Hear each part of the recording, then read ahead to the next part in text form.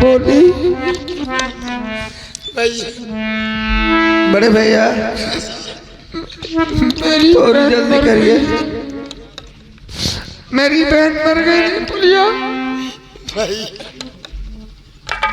मेरी बहन मर गई, कौन मुझे खाने को देगा?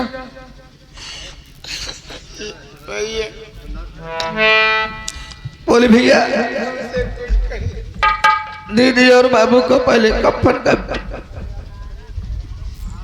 चलो मैं अपनी बहन का अंतिम संस्कार कर दे रहा हूँ।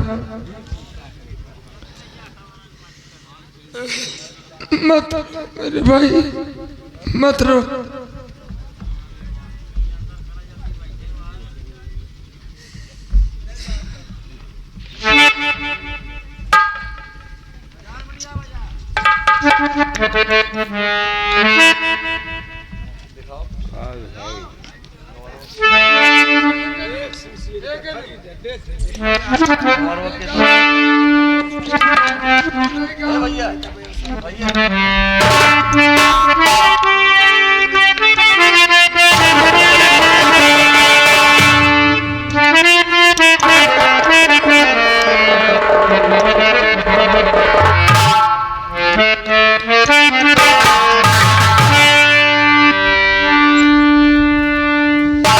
ले चल भैया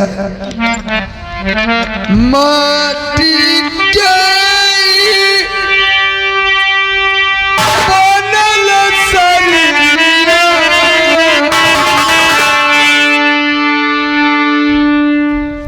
बोली मेरे भाई को मेरे भाई को समझाओ।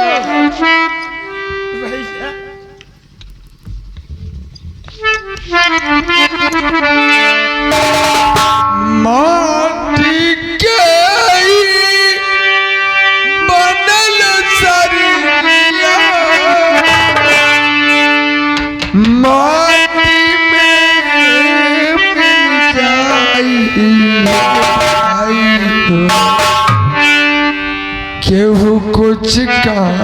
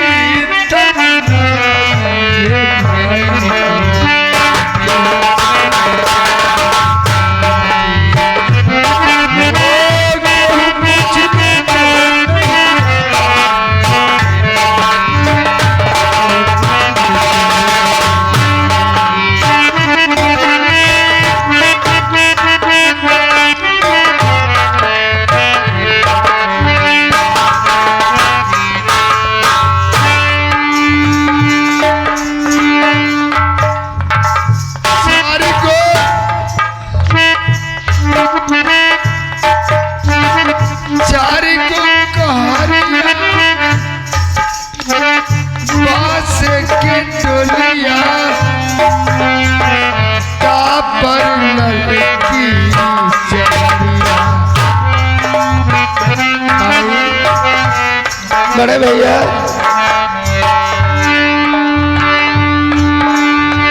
चारी को कहानियां माँ से कटलिया हो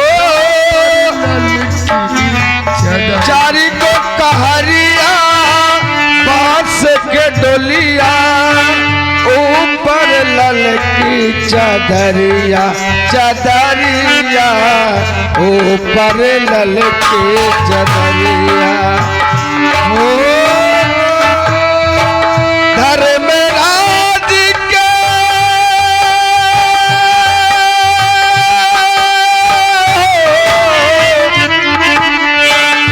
धर्मराज के धर्म के काम नेकी बधी तौलाई है भाई है केहू कुछ लेके नहीं जाए केहू कुछ लेके नहीं जाए है भाई है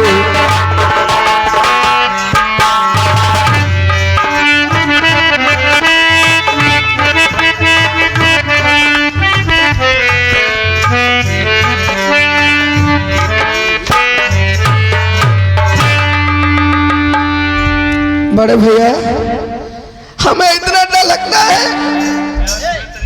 हम सोचते हैं अगर कौशल सिंह और सागर सिंह का साया उसे मालूम पड़ेगा हम दोनों भाई जिंदा हैं तो हम दोनों भाई को भी मार डालेगा बड़े भैया हम यही चाहते हैं हमें इतनी दूर ले चलो चाहे कौशल सिंह सागर सिंह का साया नहीं पहुंचे मेरे भाई। पागल हो गया तू पागल हो गया यही रहो ना पागल हो गया मैं पागल नहीं हो गया बड़े भैया कोई नहीं मारेगा बोली डरने की बात नहीं है डरने की बात है नहीं है बड़े भैया हमें इतने दूर ले चलो जहाँ कौशल सिंह और सागर सिंह का साया नहीं पहुंचे भैया। राकेश अगर तू इतना डर गया है हाँ सही बात है मेरी बहन का खात्मा हो गया मेरे पिताजी का खात्मा हो गया और साथ ही साथ मेरे घर में आग लगा दिया उन्होंने। चल राकेश मैं तुम्हें गंगा जी के उस पार ले चलता हूँ उस पार ले चलता हूँ जहाँ किसी का साया तुम्हारे ऊपर हमारे ऊपर नहीं पड़ेगा। चलिए बड़े भैया चलो ना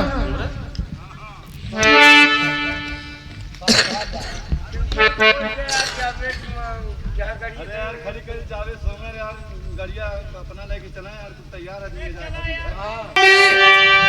दहिया सोना जैसन दहिया राखो देली बनाई है भाई केहू कुछ लेके हो केहू कुछ लेके नहीं आई है भाई। चलिए बड़े भैया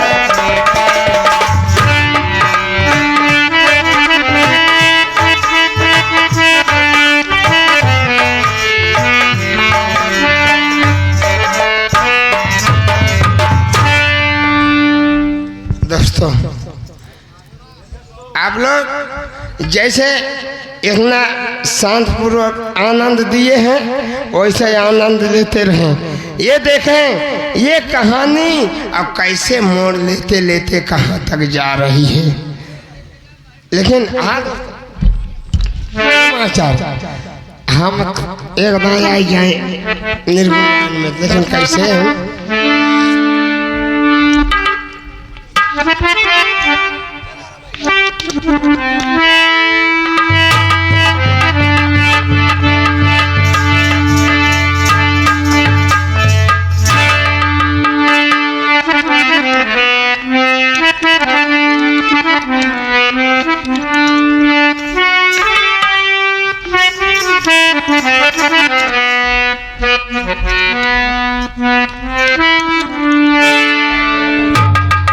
ये मास्टर एक थे हमार सुन ले मास्टर साहब नंबर 1 के प्रिंसिपल साहेब रहने हैं।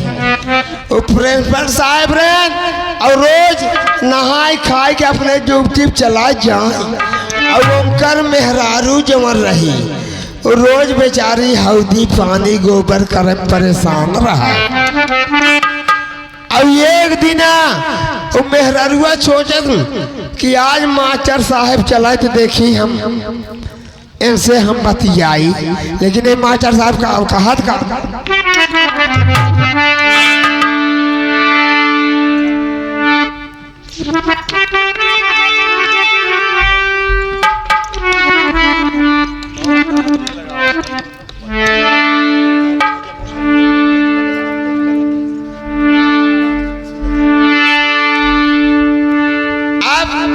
जब मास्टर साहेब अपने ड्यूटी पे तैयार हो गए तब तक ये हर मास्टर आइन कहत का है कहत का है हे राजा हम का बनारस घुमाइदा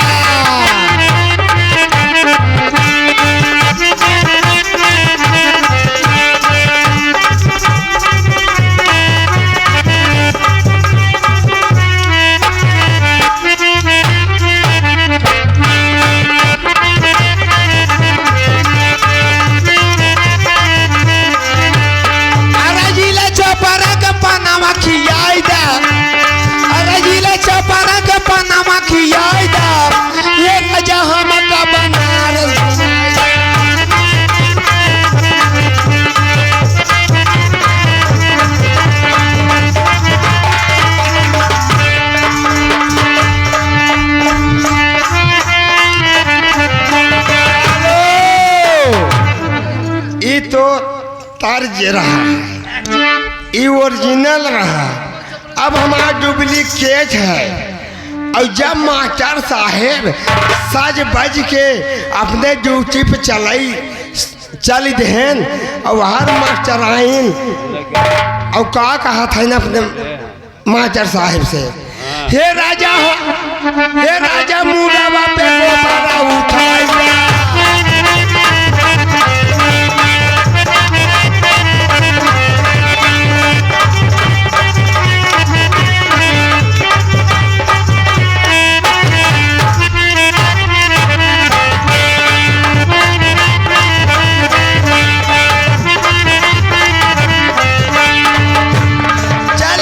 चूलिया में लावाना धराइदा चल के तो चूलिया में लावाना धराइदा ये राजा मुड़ावा पे गोबरा उठाइदा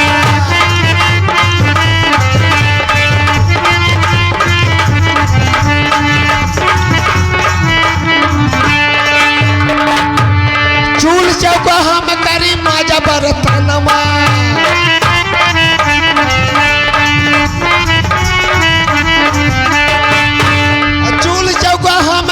माजा बरतनमा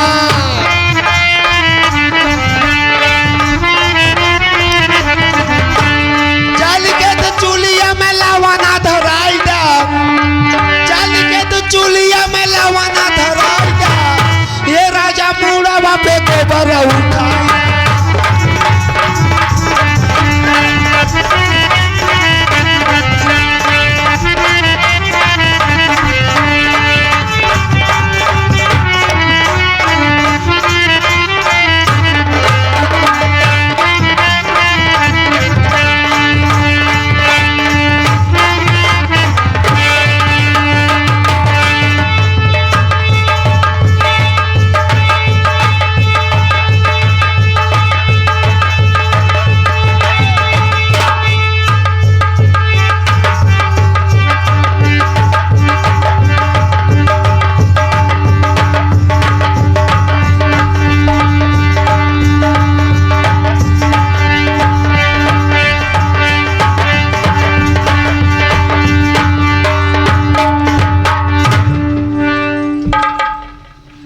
अच्छा ये बताइए मलैया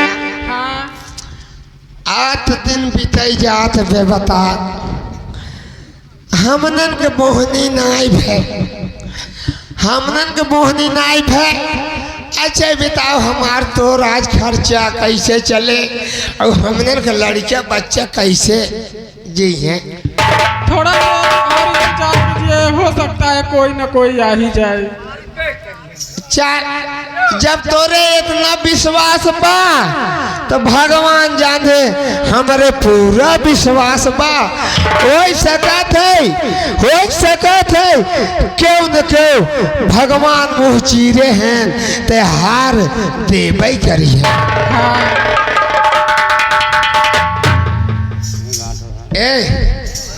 ऐसे ना आए तब कैसे ग्राहक आवत रही है क्यों आए जाए, लेकिन मलहरिए तनी कुछ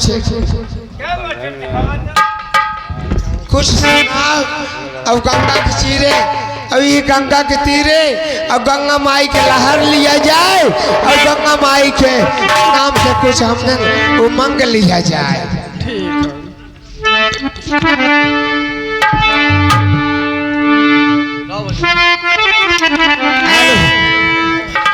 हे गंगा माई ए मलायन सुन ले। हाँ सुनता है। हे गंगा माई तो है पियरी चढ़ई पे,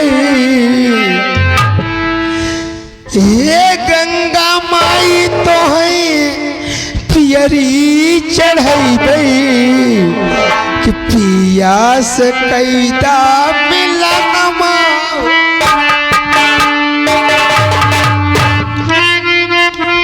भैया हमका नदी के व्यापार के देना। ए भैया हाँ कैसा ले आया भैया हम हाथ जोड़ते नहीं। पैसा ले होगा तो मोह पार उतारा और ना का मोह पार उतारा अपने भाई मत उतारो भैया, हमारे पास पैसा नहीं है। मेरे घर पर सब जल गया, मेरे पिताजी खत्म हो गए, मेरी बहन रोटी खिलाने वाली थी वो भी मर गई, मेरे पिताजी भी मर गए। और ये मेरा छोटा भाई है ना, ये डर रहा है कि भैया अगर हम यही रहेंगे तो ये ठाकुरों हमें मार डालेंगे। इन्होंने कहा कि नहीं बड़े भैया हमको बहुत दूर ले चलो। तरुआर आपकी गंगा जी में डूब गई, ये तरुआर आपकी गंगा जी में डूब गई।